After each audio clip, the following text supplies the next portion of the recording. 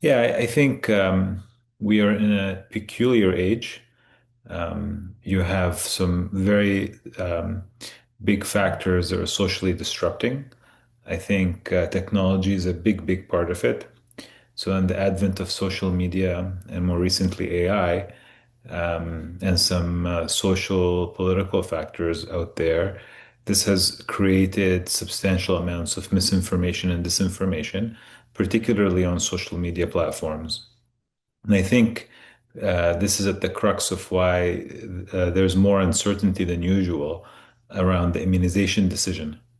And that's kind of percolating down to families right through their phones. And it's coming up at the physician's office, I think. And this is creating more burden effectively on healthcare providers, particularly pediatricians, where in the past their recommendation was accepted and people would move on. Today, there's a lot more dialogue around the immunization decision, and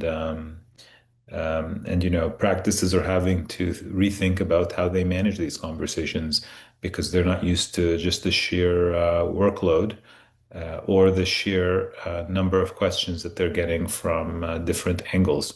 Because people get pretty creative with things online, as you can imagine.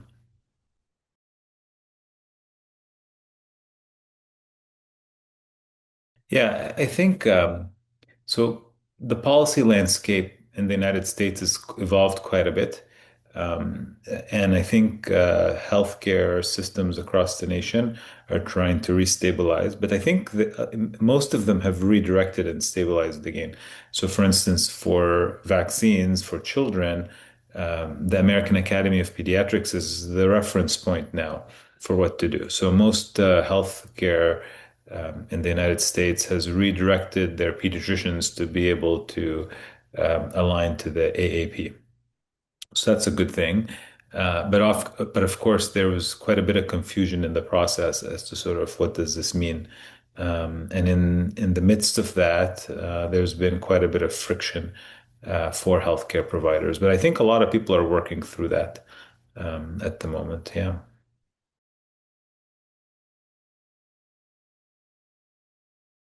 Yeah, I think there's been, again, a whole swirl of misinformation around vaccine safety, but the facts actually haven't changed. And probably the health of the safety monitoring system in the United States has just strengthened. So the United States has the most advanced safety monitoring system globally. I mean, very closely behind the United States system, or maybe at the same level as the United States system, is what they use in Europe, particularly in the northern part of Europe. And these systems have very similar type of ways of working. They depend on very large health data sets because we digitize all our health records these days, so they leverage all of those big data lakes, if you like, that exists out there.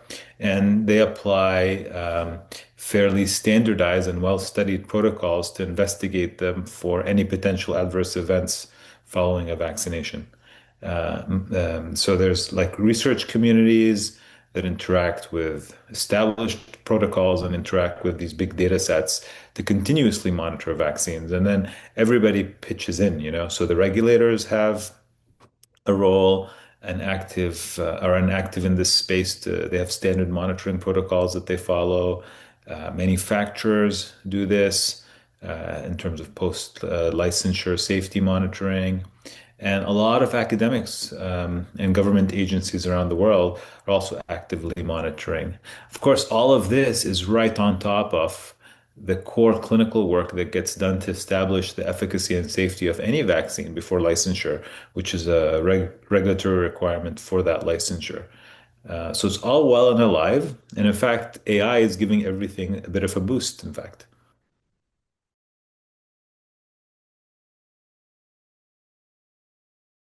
I think they need to be confident in the system first. That's where it starts because psychologically for them, if they don't understand the systems themselves, or at least they're not confident in the systems themselves, that tends to translate into how they communicate. So I think they need to, first of all, shore themselves up.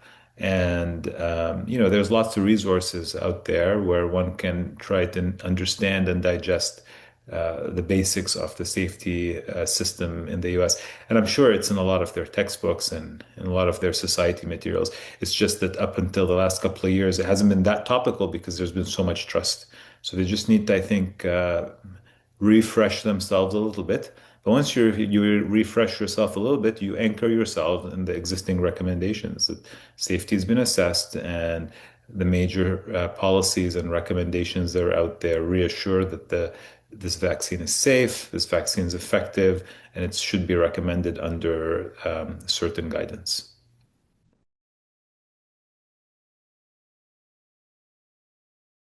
Yeah, I think AI is a tool, right? And it helps boost the existing system. So when you have very large data sets, well-defined scientific protocols for assessing those data sets, and active communities that are, using those protocols and data to make safety assessments, that's a wonderful infrastructure for AI to arrive to. Because what if AI basically allows you to do is to process the data faster, to run those well-established protocols faster, to summarize the deliberations of the committees more succinctly. So basically, it allows you to move the system faster than you did before, and that's great. Pitfalls, I think, is again just watch for the misinformation about this space. AI, when applied sensibly, and most of these research communities are very well educated in the space of data processing and AI. So I think they will be integrating it in appropriately and it should improve things. So just be cautious of misinformation out there. Sensationalism, that's kind of very prominent these days. People like to point to things and over sensationalize them. But effectively, this isn't more than what we're seeing from AI in other fields, which is like boosting the speed at which the field's able to move.